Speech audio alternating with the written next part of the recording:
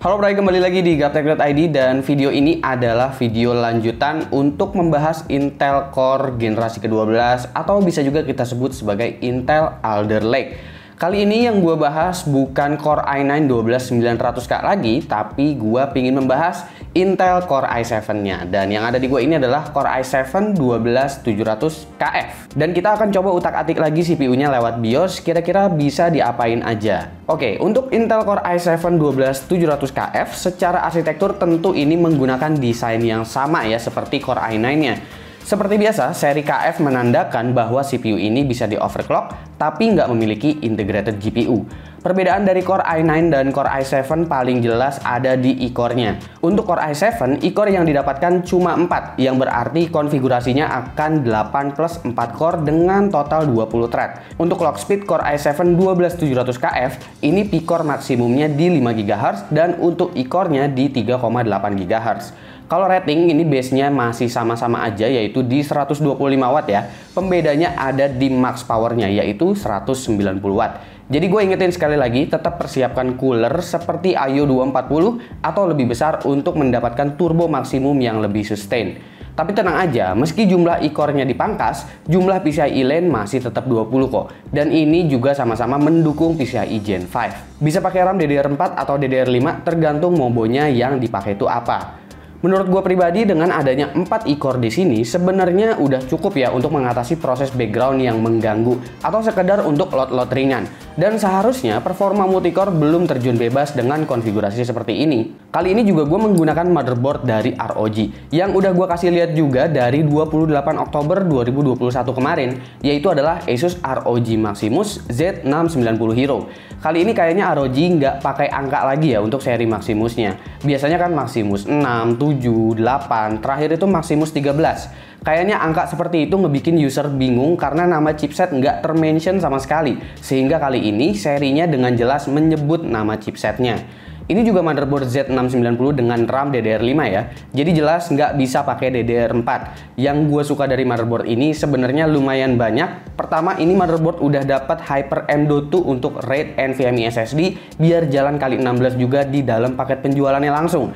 Terus tersedia fitur yang mempermudah juga, seperti tombol eject untuk slot PCIe. Biasanya kalau nyopot kartu grafis itu agak susah nyongkel kuncinya ya, apalagi kalau misalkan motherboardnya tuh punya cover yang lumayan tebal. Tapi kali ini tinggal tekan aja satu tombol, nanti dia akan swap penguncinya. Terus chipset Z690 yang ada di sini juga udah mendukung penuh PCIe Gen 4 dengan total 28 lane, sehingga bisa mengakomodir jumlah NVMe yang banyak tanpa mengganggu PCIe lane untuk GPU-nya nanti nih. Lalu kayaknya sekarang ini nih lagi musim nih ya, motherboard dengan cover OLED yang gede-gede gitu. Jadi bling-blingnya udah next gen juga nih. Untuk I/O di sini juga udah tersedia 2 Thunderbolt, cuma agak sayang nih karena gue sih ngerasa ini kelihatannya sepi ya untuk ukuran motherboard flagship yang harganya bisa menyentuh 10 juta. Oke, kita intip dulu sekarang untuk BIOS dari ROG Maximus Z690 Hero ini ya, sebelum kita masuk ke bagian benchmark. Oke, ini adalah tampilan BIOS dari ROG Maximus Z690 Hero. Masih sama ya tampilannya, di sebelah kanan bawah itu ada prediction juga untuk AI overclockingnya. Dan ini adalah setting gua untuk mengoverclock CPU-nya. Itu kalau kalian perhatiin, 1 core ratio limit itu di 53, habis itu 2 core ratio limit di 53, sampai 3 core itu gue di 53, yang berarti kalau dia load sampai 3 core itu clocknya masih bisa sampai 5,3 GHz. Sementara kalau loadnya itu sampai 8 core, dia bakalan jalan di 4,8 GHz karena gue ngesetnya di situ by core usage, bukan all core. Kalau all core semuanya itu bakalan jalan dengan clock speed yang sama.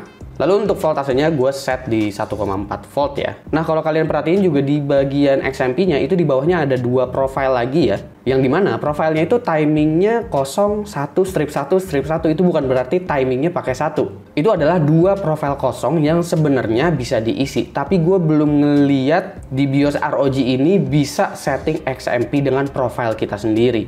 Nah kalau bagian efficient core atau e-core-nya itu gue set dia di 39 all core, yang berarti e-core-nya itu jalan 3,9 GHz semuanya. Lalu kalau kita masuk ke bagian internal CPU power management, itu ada maksimum CPU core temperatur yang berarti adalah junction temperaturnya maksimal itu di 115, dan kita juga bisa kasih threshold nih. Untuk temperaturnya itu thresholdnya mau di berapa? Kalau gue di sini set di 90. Selebihnya gue set auto aja sih.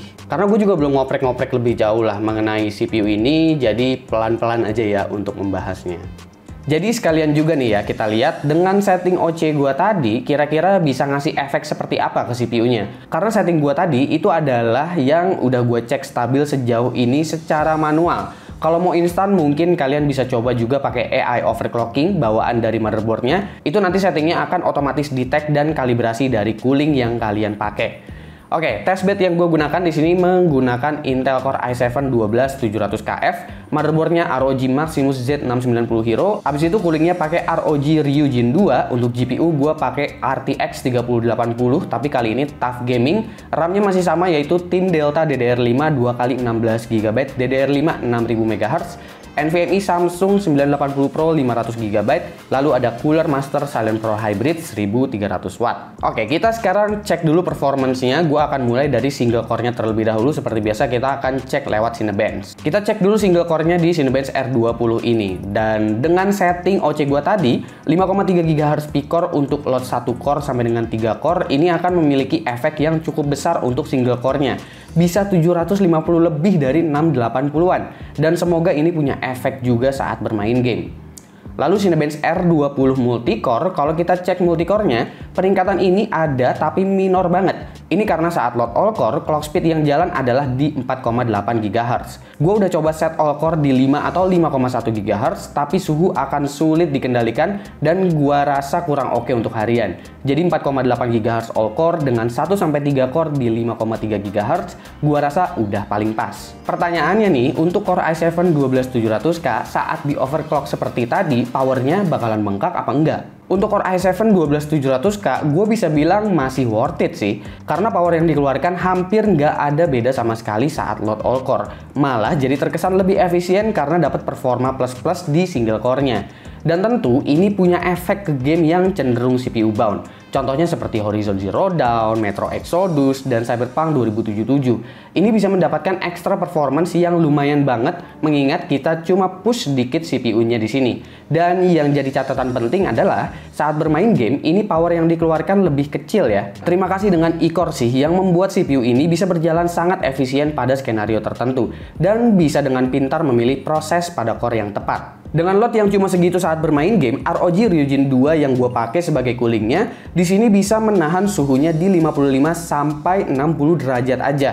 Well, tentu lo nggak akan dapetin suhu seadem ini saat rendering. Ketika seluruh core 100% load P-core dan E-core-nya itu beda cerita. Tapi syukurnya suhu belum mencapai angka throttle atau masuk ke junction temperatur di Core i7 ini. Encoding kalau pakai CPU only kayak di Handbrake itu ada improvement sedikit. Ini karena setting all core-nya nggak terlalu jauh ya. Jadi kurang lebih mirip kayak Cinebench. Oke, kita masuk ke bagian kesimpulannya untuk Core i7-12700K.